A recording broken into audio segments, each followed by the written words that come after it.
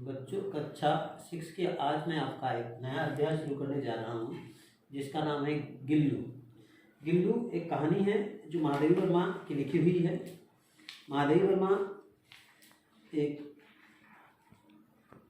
का जन्म 26 मार्च 1907 को उत्तर प्रदेश के फर्रुखाबाद जिले में हुआ था। साहित्य और संगीत में निपुण थी। चित्रकार और सृजनात्मक कार्य भी इन्होंने की। इन्हें पुरस्कार भी कई मिले, पद्म भूषण पुरस्कार भी मिला। इसके बाद ज्ञानपीठ पुरस्कार दी गई। इन्हें इनका प्रमुख रचनाओं में से दीपशिखा, नीरज, निहार, यामा आदि हैं।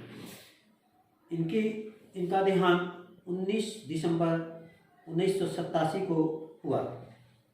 गिल्लू एक मार्मिक कहानी है। महादेवी वर्मा को पशु पक्षियों से अधिक प्यार था। वह पशु पक्षियों को घर में पालती थी, पोसती थी। एक दिन अचानक में सवेरे सवेरे वह बरामदे में आकर देखी कि 2 कौवे एक गमले के नीचे किसी को चोंच से मार रहे हैं, छुआ-छुअल का खेल खेल रहे हैं। वह वहाँ गई तो देखी कि एक गिलहरी का बच्चा गिरा पड़ा था। वह घोंसले से गिर पड़ा था। कौवे उसे अपना आहार भोजन बना रहे थे। वह कौवे को भगाकर गिलहरी के बच्चे को लेकर आई। लोग कहते हैं कि कौवे जिसे चोंच से मार देते हैं वह नहीं बचता। लोगों ने उन्हें कहा कि छोड़ दीजिए इसे, किंतु महादेवी वर्मा नहीं मानी। उस गिलहरी को उठाकर ले आई बच्चे को और उसका मरहम पट्टी की। उसके शरीर से रक्त निकल रहा था। रुई से रक्त पोंछी, घाव पर पेंसिलिन लगाई।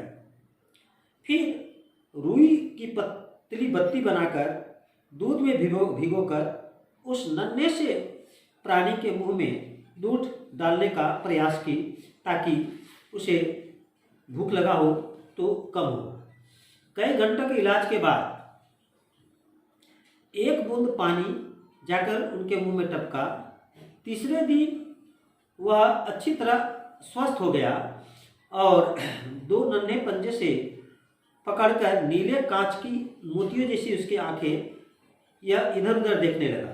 3-4 मास में उसके शरीर पर रोएदार धब्बे रोए निकल गए, मुलायम रोए, चमकीली आंखें।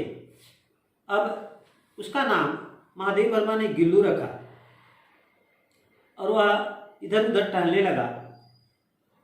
2 वर्ष तक गिल्लू वहीं था। और होता क्या है कि अब जब वह थोड़ा बड़ा हो गया तो उसके रहने का इंतजाम की। एक डलिया में वह उसका बिछौना रुई करके बिछौना लगा दी और घर की खिड़की के पास उसे टांग दी। वही गिल्लू का घर रहा। गिल्लू अब उसी में आता, सोता, खाता, पीता। अब गिल्लू भी अब लेखिका के साथ घुल मिल गया था। लेखिका जब बाहर जाती तो वह उनका इंतजार करता। जैसे ही वह आती तो वह अपना ध्यान आकर्षित करने के लिए वह पर्दे पर पैर से लेके सर तक और पर्दे पर चढ़ जाता, बार बार चढ़ता उतरता। जब तक महादेवी वर्मा उसे पकड़ने के लिए नहीं दौड़ती या पकड़ नहीं लेती तब तक वह यह क्रम करता रहता। और महादेवी वर्मा लेखिका गिल्लू को पकड़कर एक लंबे लिफाफे में कस देती। उसका मुख और अगला दोनों पैर बाहर रहता, बाकी धड़ लिफाफे के भीतर रहता। फिर जब उसे भूख लगता तो वह चिक चिक की आवाज़ें करता। लेखिका काम करती रहती, वह उसी लिफाफे में बैठकर देखता रहता और भूख लगने पर चिक चिक की आवाज़ें करता। तो लेखिका उसे काजू और बिस्कुट खाने के लिए देती थी। वह बाहर निकला हुआ पंजा से पकड़कर बिस्कुट और काजू को खाता। इस तरह वह अपना ध्यान आकर्षित करता। अब कुछ दिन बीत गए। अब गर्मी का मौसम आया। गिल्लू कुछ बड़ा हो गया तो खिड़की के पास अन्य गिलहरियां भी आने लगी, जिसे देखकर गिल्लू बाहर की ओर देखता, आवाजें निकालता।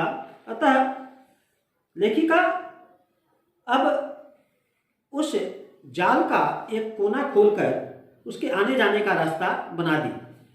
अब गिल्लू उसी जाल वाले रास्ते से खिड़की के रास्ते होकर घर से बाहर निकल जाता और अन्य गिलहरियों के साथ खेला करता, गिलहरियों का लीडर बना करता और आते जाते रहते थे। अब इस तरह लेखिका से उसका बहुत प्यार था। अब वह लेखिका के आने जाने का भी समय जान चुका था। लेखिका जब वह अध्यापिका थी, पढ़ाने जाती कॉलेज में, तो शाम को जब वह लौटती तो उनके 4 बजे आने का समय हो चुका था, वह जान चुका था और ठीक वह उनके आने के समय पहले ही आकर घर में मौजूद हो जाता और इस तरह लेखिका के साथ उसका संपर्क बना रहा। अब लेखिका बहुत सारे पशु पक्षियों को पाल रखी थी, लेकिन किसी की हिम्मत नहीं थी कि लेखिका के साथ बैठकर या लेखिका के खाने थाला में बैठकर खाए। लेकिन गिल्लू वह लेखिका के साथ बैठकर खाना चाहता था, वो उनके थाली में ही बैठ जाना चाहता था, लेकिन लेखिका ने बड़े मुश्किल से उसे थाली से बाहर बैठने को सिखाया और जब वह खाने बैठती तो उनके थाल से चावल के दाने निकाल कर वह भी खाता और लेखिका भी खाती। उसका सबसे प्रिय भोजन काजू था। यदि कई एक दिन काजू न मिलता तो वह दूसरा चीज़ खाना बंद कर देता था। अतः लेखिका उसके लिए काजू का प्रबंध करती थी। एक बार की घटना है कि लेखिका मोटर से दुर्घटित हो गई, घायल हो गई, उन्हें अस्पताल में भर्ती किया गया। कई दिनों तक अस्पताल में रही, घर ना आ सकी। अस्पताल में भर्ती रहने के कारण आसपास के लोग गिल्लू को खाने के लिए काजू दे जाते और जब लेखिका अस्पताल से लौटकर आई तो देखी उसके झूले को साफ की तो उसमें काजू भरे पड़े थे। तो इससे पता चलता है कि लेखिका के न रहने पर वह दुखी था और अपना प्रिय खाना भी अच्छी तरह नहीं खाता था। जब लेखिका अस्पताल से आई तो अपने घर में बिस्तर पर सोई रहती तो गिल्लू भी उनके सिरहाने बैठ जाता और अपने नन्हे नन्हे पंजों से उनके बालों को सहलाता, जैसे कोई नर्स उनकी सेवा करती हो। इस तरह परिचारिका का कार्य भी करता था। गर्मी में जब दोपहर में काम करती रहती तो गिल्लू न बाहर जाता न झूले में बैठता। वह गर्मी से बचने के लिए एक उपाय खोज रखा था। सुराही थी जिसमें पानी रखा हुआ था, ढक्कन से ढका हुआ था। वह उस सुराही के ऊपर बैठ जाया करता और इस तरह अपने शरीर को ठंडक रखता। गिलहरी का जीवन की अवधि 2 वर्ष होती है। वह 2 वर्ष से अधिक नहीं जीवित रहती। तो गिल्लू के जीवन का अंत भी करीब आ चुका था। एक दिन उसने न कुछ खाया न बाहर गया। लेखिका चिंतित थी। रात में अंत की यातना उसे सताने लगी। झूले से उतरकर वह लेखिका के बिस्तर के पास आया। लेखिका उसके शरीर को छुई तो पूरा ठंडा शरीर था। उसके पंजे पूरे ठंडक थे। गिल्लू अपने पंजे से लेखिका को उसी प्रकार पकड़ लिया जिस प्रकार बचपन में वह घायल होकर आया था और इलाज के बाद लेखिका के उंगली को पकड़ा था, ठीक उसी तरह पकड़ लिया। लेखिका उसे शरीर को ठंडा देखकर चिंतित हुई और वह हीटर जलाकर उसके शरीर को गर्म करने की कोशिश की। रात भर किसी तरह रहा, लेकिन सुबह होते होते ही उसके प्राण निकल गए और लेखिका बहुत दुखी हुई और उस गिल्लू का अंतिम संस्कार एक जो था पेड़ के नीचे, जूही की कली के पेड़ के नीचे उसे दफना दिया गया। तो लेखिका का उस गिल्लू से अत्यधिक लगाव था और लेखिका ने उस गिल्लू के संबंध में यह कहानी लिखी। तो मनुष्य चाहे कोई भी पशु हो, पक्षी हो, यदि उससे लगाव हो जाता है तो पशु पक्षी भी एक घर के सदस्य होते हैं, बन जाते हैं। और अपनों जैसा व्यवहार करते हैं। तब हमें पशु पक्षियों से भी प्रेम रखना चाहिए, उनके प्रति दया और प्रेम रखना चाहिए। अच्छे बच्चों, तुम इस पाठ को एक बार पढ़ लेना, यदि समझ में ना आए तो फिर से पूछना, और इसका प्रश्न उत्तर तथा शब्दार्थ अपने कापियों में लिख लोगे।